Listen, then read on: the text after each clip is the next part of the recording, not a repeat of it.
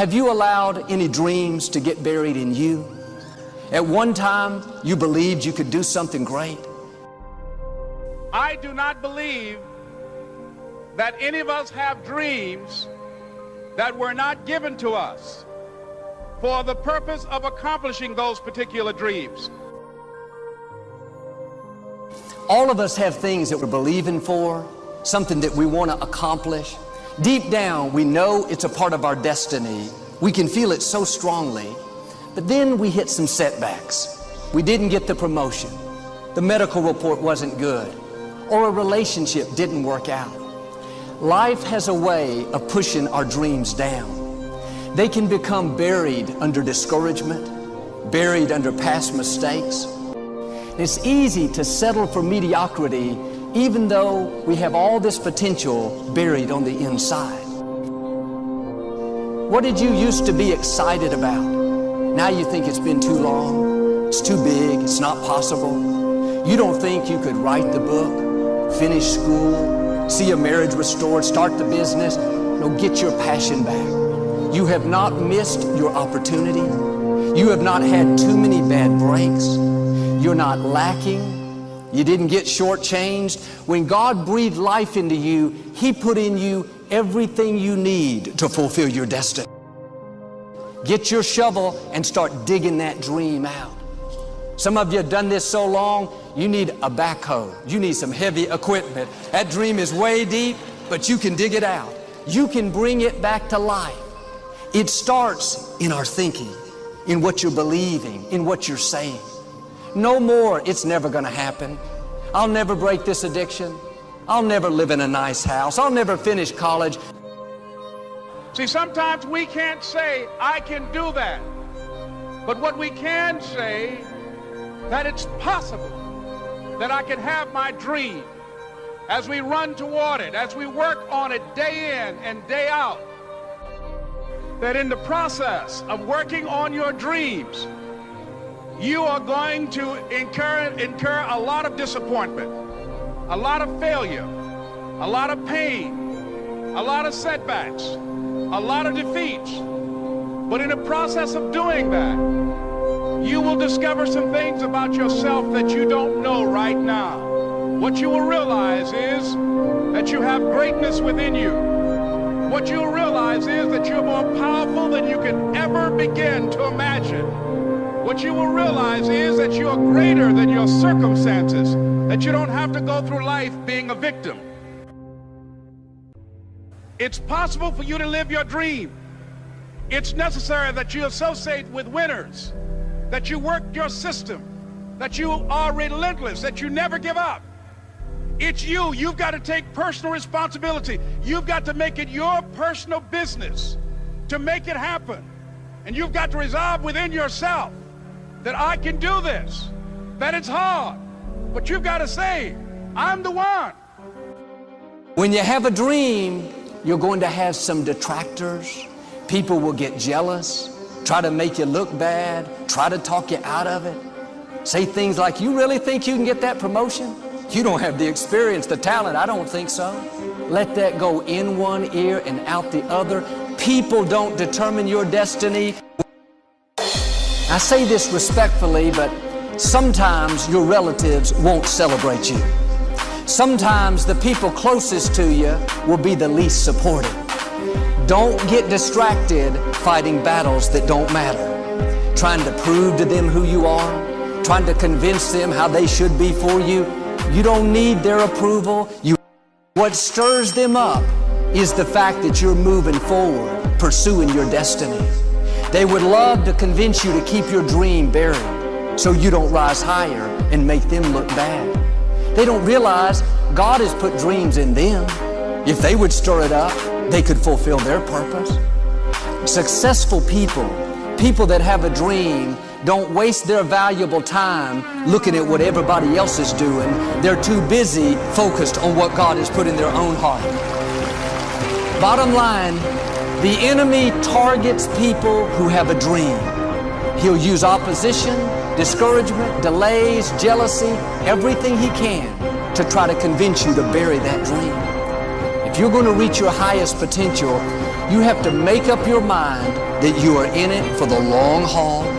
You're not going to let people talk you out of it. Circumstances discourage you. Delays cause you to give up. Critical people cause you to get distracted. You're going to stay focused on your goal.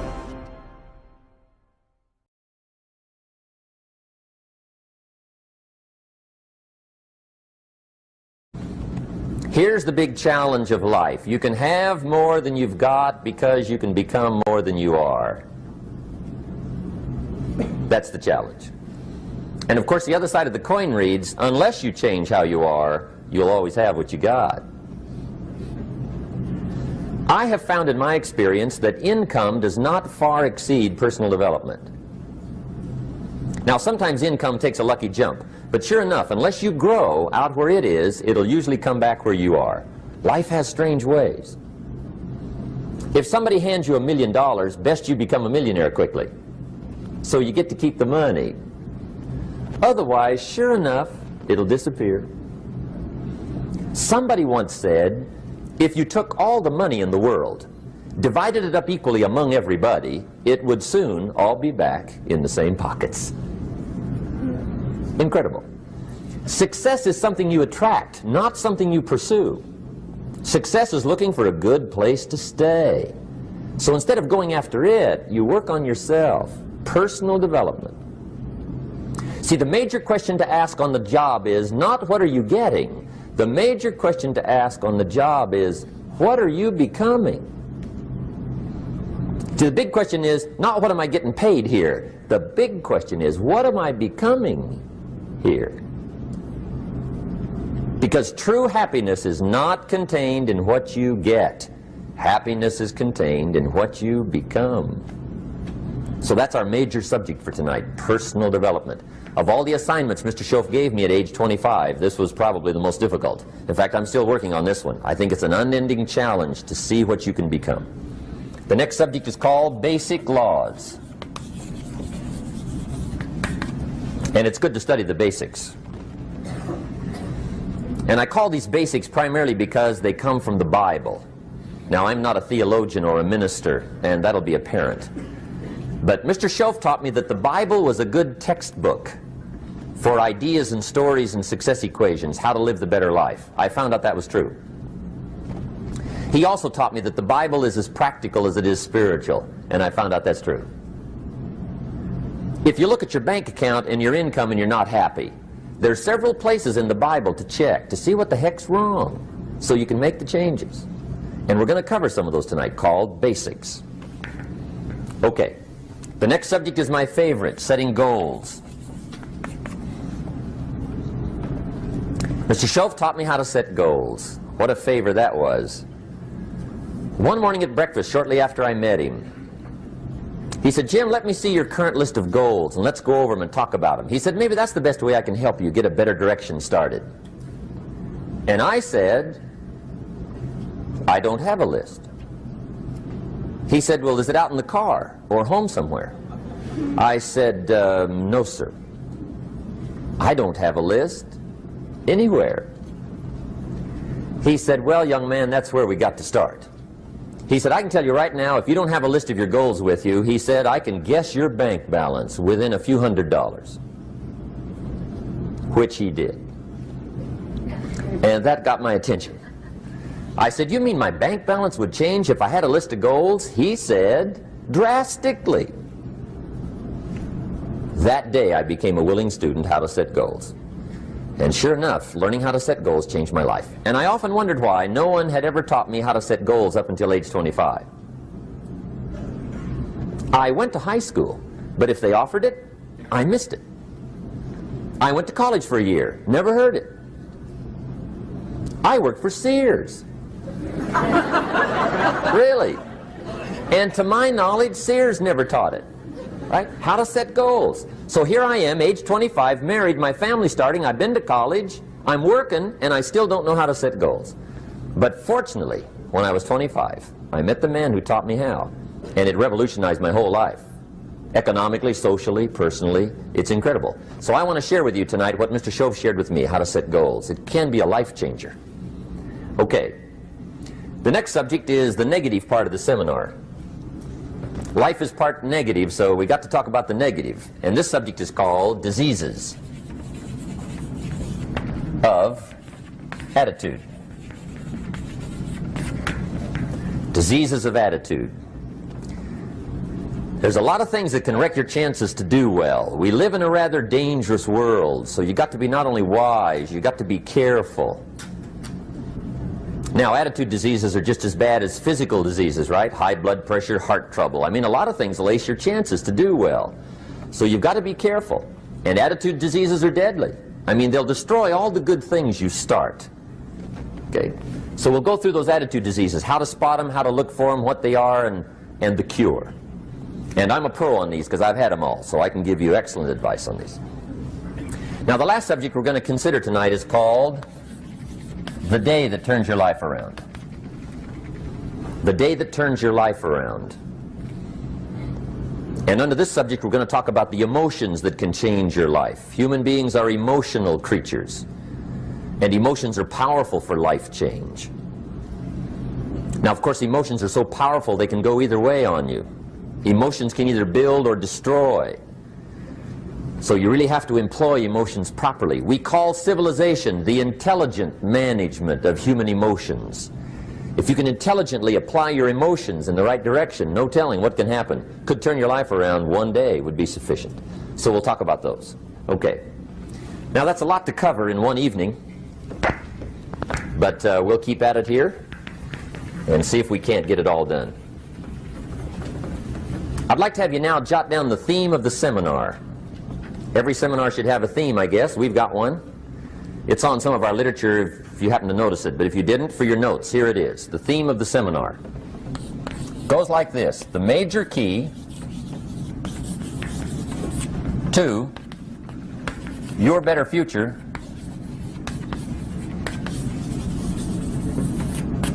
is you. That's the theme of our seminar tonight. The major key to your better future is you. And I'd like to have you underline two words just to give it some added punch. Underline the word major and the word you, so that it reads, the major key to your better future is you. Now, my first suggestion is transfer this to a card or something where you can put it up, where you can see it every day. Preferably put it up where you can see it at the beginning of the day, before you go off to put the day together. This is a good phrase just to glance at, to keep in mind as you're putting the day together. It's called the silent seminar. If you'll just let this talk to you during the day, I found it to be tremendously helpful. The major key to your better future is you. For a big share of my life now, I didn't have this one quite figured out, among a lot of things I didn't have quite figured out. Many things used to puzzle me back in those early days. I used to wonder why two people could work for the same company, one make twice as much money. Now, see, that used to puzzle me. And maybe they were the same age, graduated from the same school, live in the same community, work for the same company, with the same products and the same services. They've got the same traffic, the same problems, and one makes $1,000 a month, the other one makes $2,000 a month. Now that was my puzzling question. Why would this long list be the same and the money twice as much? I asked, what's the difference between $1,000 a month and $2,000 a month? And I don't mean $1,000 a month, right? I could figure that out. But what makes the difference? Why would one person do twice as well, 3 times as well? Speaking economically. Now, I know there's more than one way to do well. I understand that. But in this little narrow area called compensation, what's the difference? Well, back then, with my faulty thinking, I'm trying to reason it out. I thought, well, maybe time makes some of the difference, right? Some people do better because they have more time. I used to say, Harold ought to be able to do well. He's got a lot of time. If I had all of Harold's time, I could do well.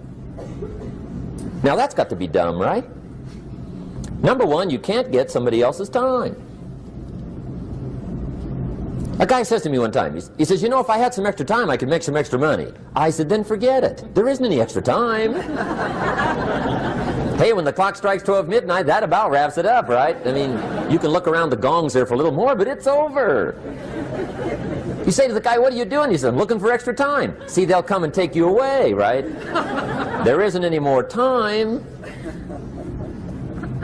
Now, if you can't get more time, which you can't, what could you get more of that would make a difference in economic results? And here's the key word. Make it a part of your notes. We're going to consider it tonight. The word is value. And I have a little phrase for your notes. Value makes the difference in results. Value makes the difference. You can't get more time, but you can create more value.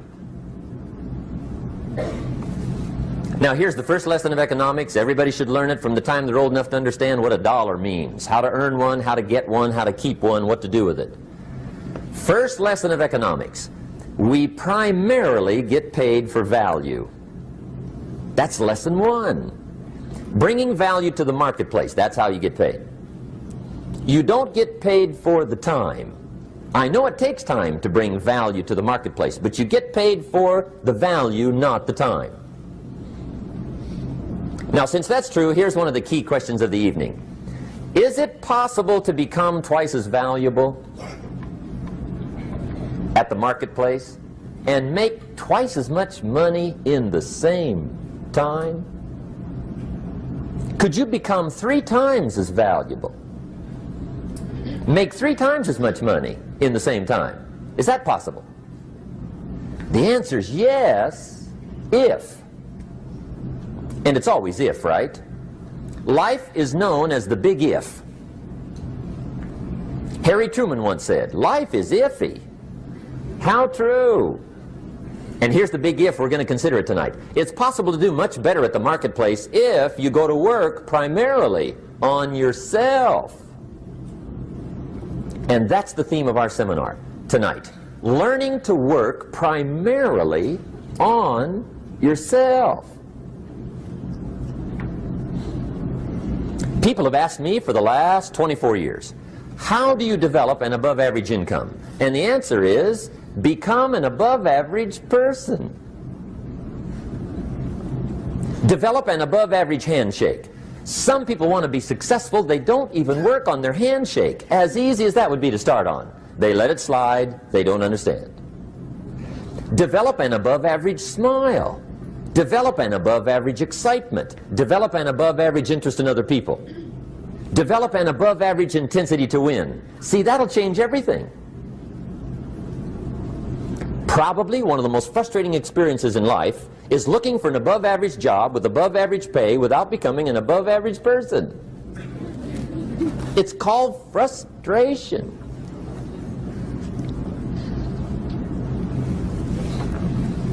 And Mr. Schoaf gave me probably the greatest clue he gave me when I first met him. He said, Jim, if you want to be wealthy and happy the rest of your life, just learn this lesson well. He said, learn to work harder on yourself than you do on your job.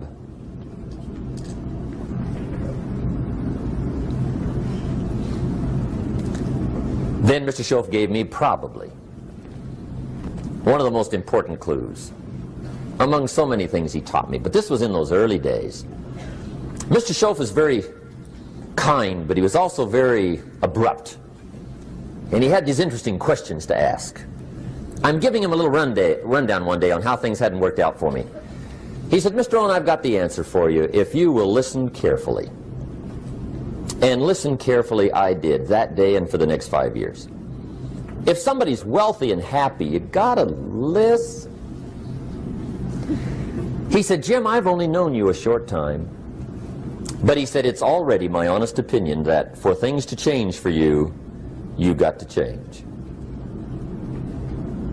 That wasn't quite the answer I was looking for. But that's the answer he gave me, and I pass it along to you on this warm summer evening in Anaheim, California, 1981.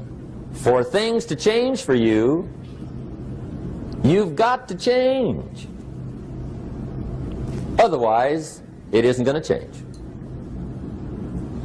Before I met Mr. Schoaf, I used to say, I sure hope things will change. Right? That seemed to be my only hope. If it isn't going to change, I'm in serious trouble. And then I discovered it isn't going to change, so I'm in serious trouble.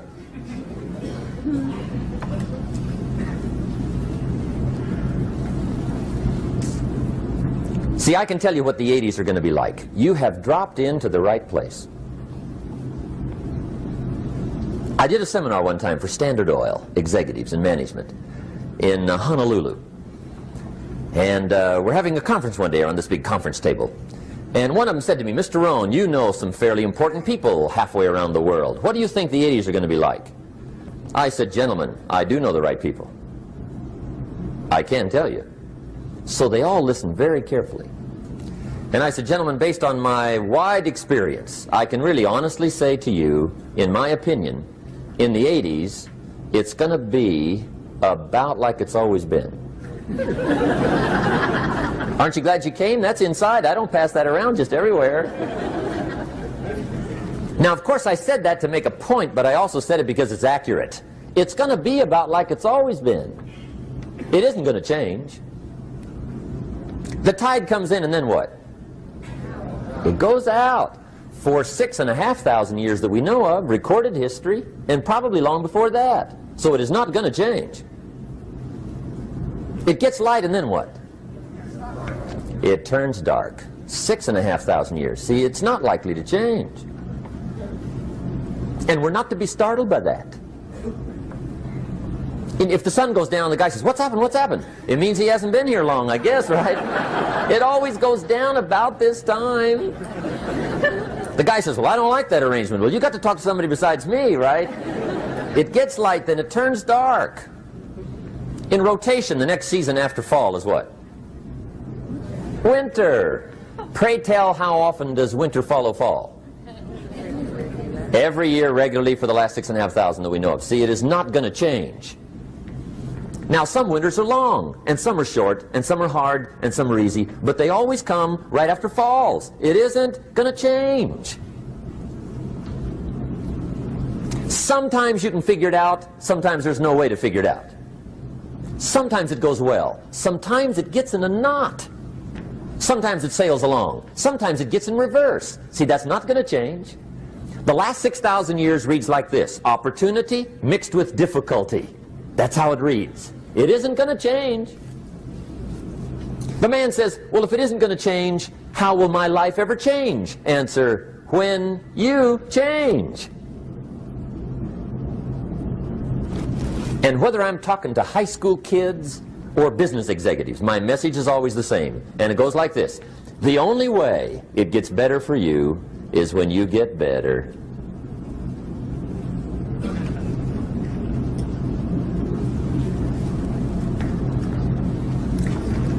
Let me give you the 4 major lessons in life to learn. Here's 4 majors. It's good to study the majors. In our weekend seminar we teach, some people don't do well because they major in minor things. You've got to be on the lookout. At the end of every week, end of every month, you've got to check, make sure you're not spending major time on minor things. Okay, we go through that whole series. Majors and minors. Now, let me give you 2 phrases before we get to the 4 majors. This will set it up and you'll see where I'm going. 2 key phrases for your notes. Here's the first one. Life and business is like the changing seasons. That's the first phrase. Life and business is like the changing seasons. One of the best ways to describe life, it's like the seasons. Frank Sinatra sings, "Life is like the seasons." Now here's the second phrase. Very important. You cannot change the seasons, but you can change yourself. You can't change the seasons, but you can change yourself.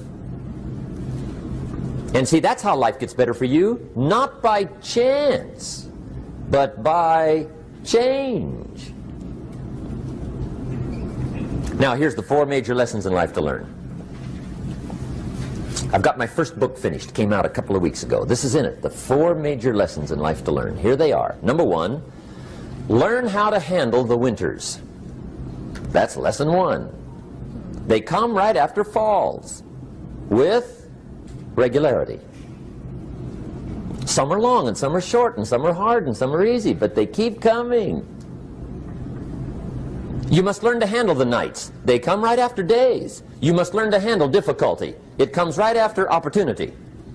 You must learn to handle recessions. They always follow progressions. For the last 6,000. See, it isn't going to change. The lesson you must learn is how to handle it. And there's all kinds of winters, right? The winter when you can't figure it out. The winter when it all goes smash. The winter when it turns belly up. The winter when it won't work, when you've run out of money and you've got a broken heart. See, those are winter times. There's all kinds. Economic winters, social winters, personal winters. When your heart is smashed in 1,000 pieces and the nights are unusually long, your prayers seem to go no higher than your head. It's wintertime. Barbra Streisand sings, "It used to be so natural to talk about forever, but used to be's don't count anymore. They just lay on the floor till we sweep them away. You don't sing me love songs, and you don't say you need me, and you don't bring me flowers anymore." A song of winter. But see, the disappointments come. Those are normal. That's part of life. But the question is, how do you handle it? How do you handle the coming winters and the disappointments and the down times? Well, you can't get rid of January by tearing it off the calendar.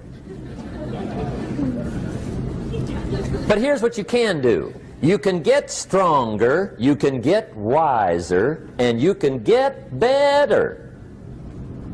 The winters won't change, but you can. And that's how life changes for you. See, before I understood, when it was winter, I used to wish it was summer. I didn't understand. When it was hard, I used to wish it was easy. I didn't know. And then Mr. Schoaf gave me a part of his very unique philosophy when he said, "Don't wish it was easier, wish you were better." See, that triggered my whole life change. Don't wish for less problems, wish for more skills. Don't wish for less challenge, wish for more wisdom. That's the key. So that's lesson one, learn how to handle the winters. Here's lesson two, learn how to take advantage of the spring. That's the second one. Spring is called opportunity. And spring follows winter. What a great place for it. If you were going to put it somewhere, that'd be the place to put it, right after winter. And pray tell, how often does spring follow winter? Every year with regularity, 6,000. You can almost count on it. See, opportunity always comes. Days follow nights. Isn't that terrific? Opportunity follows difficulty. But here's what you must learn to do. Underline these two words in that key phrase. Take advantage. Underline those two. You must learn to take advantage of the spring. See, just because spring rolls around is no sign you're going to look good come fall. You got to do something with it. In fact, you have to get good at one of two things in life. Planting in the spring or begging in the fall. Or get somebody to do it for you. See, those are about the only alternatives. Now here's what else you must do. Take advantage of the springs quickly, because there's only a few. Just a handful of springs have been handed to each of us. They don't come forever. Life is fairly brief. So you got to read every book you can get your hands on what to do with your springs while they're here. And take advantage, they soon run out. The Beatles wrote, "Life is so short." And for John Lennon, it was extra short. But life is brief. Elton John sings, "She lived her life like a candle in the wind." It's brief. So whatever you're going to do with your life, you got to get at it. Don't just let the springs pass. Here's the third major lesson in life to learn. Learn how to protect your crops all summer. You got to take care of what you start. Sure enough, as soon as you've planted your garden in the spring, the busy bugs and the noxious weeds are out to take it. And here's the next bit of truth. They will take it unless you prevent it. And that's the third major skill to learn. You've got to learn to prevent the intruder from taking all the good you start. It's one of the challenges. Here's two key phrases under number 3. First one, all good will be attacked. On this planet. Maybe not the next one we get to, but on this one, all good will be attacked. Every garden will be invaded. Not to think so is naive. And here's the second phrase. All values must be defended.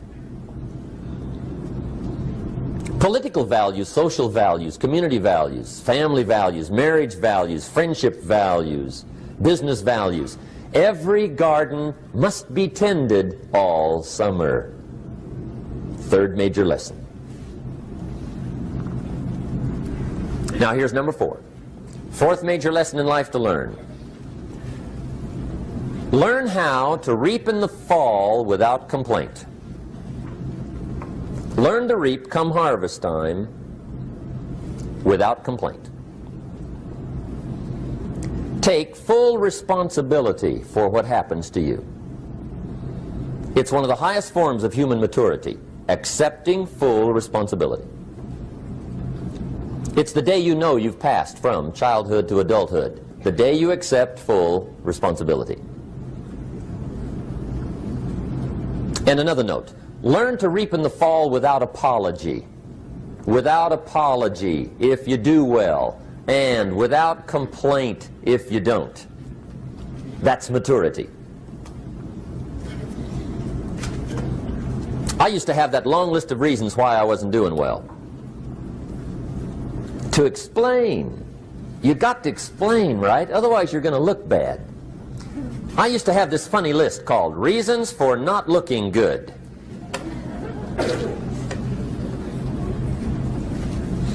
I used to blame the government. I mean, you can believe that or not. It was at the top of my list. I had a lecture second to none. The government. That was on my list. I used to blame taxes. Look what you got left after they take everything. And they expect you to do well. That was on my list there. Prices, that one's easy, right? You walk into the supermarket with $20, come out with a little half bag. So I had that on my list. I used to blame the weather. I blamed the traffic. I used to blame my car. I blamed the manufacturers. I used to blame the company.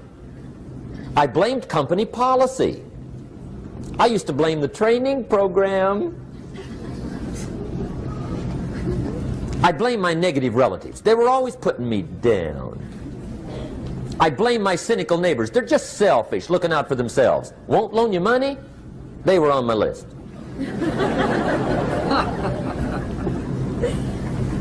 I used to blame the economy. I blamed the community. That's a pretty good list for not doing well, isn't it? I thought it was good. I'll never forget one day, Mr. Schoaf was very kind, but he was also very blunt, and this was no exception. And I'm glad he was blunt. There's a lot of things I'd have missed if he hadn't have been blunt. One day, with sort of a curious look on his face, he said, "Jim, just out of curiosity, tell me, how come you haven't done well up until now?" Excellent question. I thought, well, so I won't look too bad, I'll go through my list. And this list I just gave you, I put that on him. And he was very patient. He let me go through the whole thing, the government, the weather. I went through this whole thing. When I finished, he looked my list over very carefully. He said, "Mr. Rohn, big problem with your list. You ain't on it." How brilliant.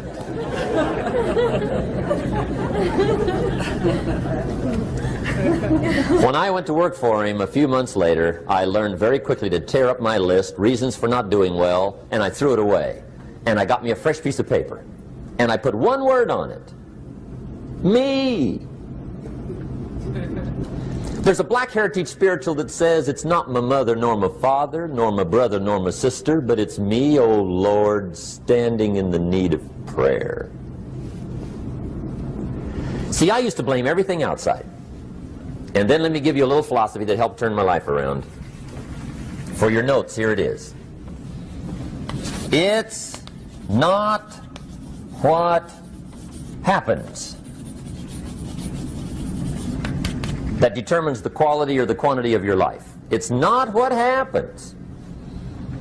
And the reason is because what happens happens to about everybody. No different. The sun went down on all of us last night. A common event, a happening. And I found out that the same things can happen to two different people. One gets rich and one stays poor. Why is that? It's because it's not what happens, but rather it's what you do that changes everything. So that's a key phrase. It's not what happens, it's what you do. What happens is about the same. You might put that in parentheses here. Same. What people do, that's what's different. Anything can happen, right? Everything can happen. I've heard all the stories. I've been one of the stories. Hey, we could all tell stories all night long, right? Happenings. Anything can happen. Have you heard of Murphy's Laws? Anybody here heard of Murphy's Laws? Okay, most of you have.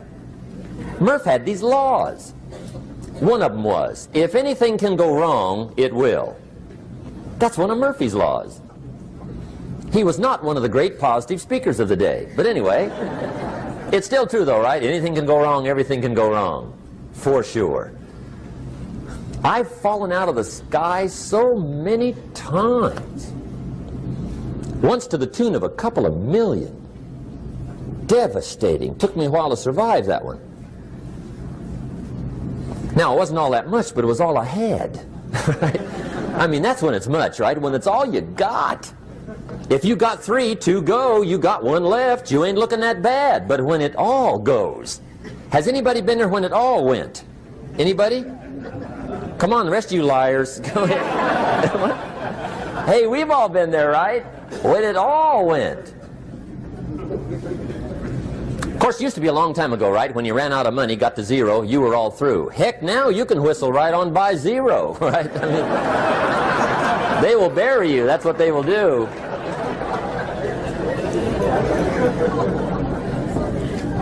But see, those are the happenings, right? Everything can happen. Anything can happen.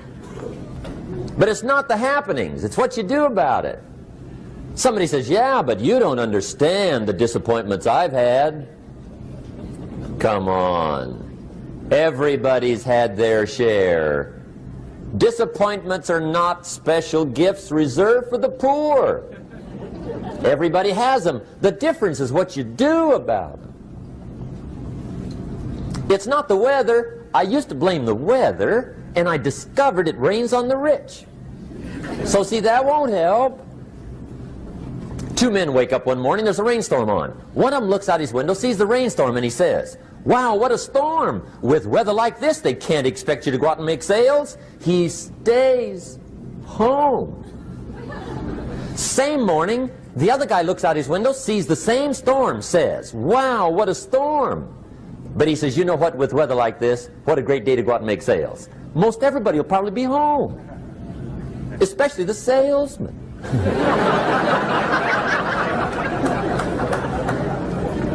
See, that's the difference in how your life works out. It's not what happens, it's what you do. So here's one of the key questions of the evening. Starting tomorrow, what are you going to do that'll make a change in your life's direction?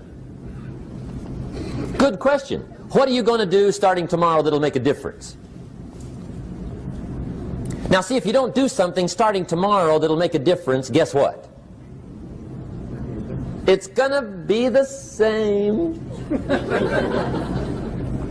And see, that way you can guess what the next 5 years are going to be like. Look at the last 5. Because the next 5 are going to be like the last 5 unless you, major key, tomorrow, change it all. Or change a little, or change something, or don't change. It's choice time. You can do whatever you want. But it's nice to know any day you wish you can change your whole life. What can you do starting tomorrow that'll make a difference? Good question. What can you do with economic chaos, massive disappointment? What can you do with a broken heart? What can you do when it won't work? Good question.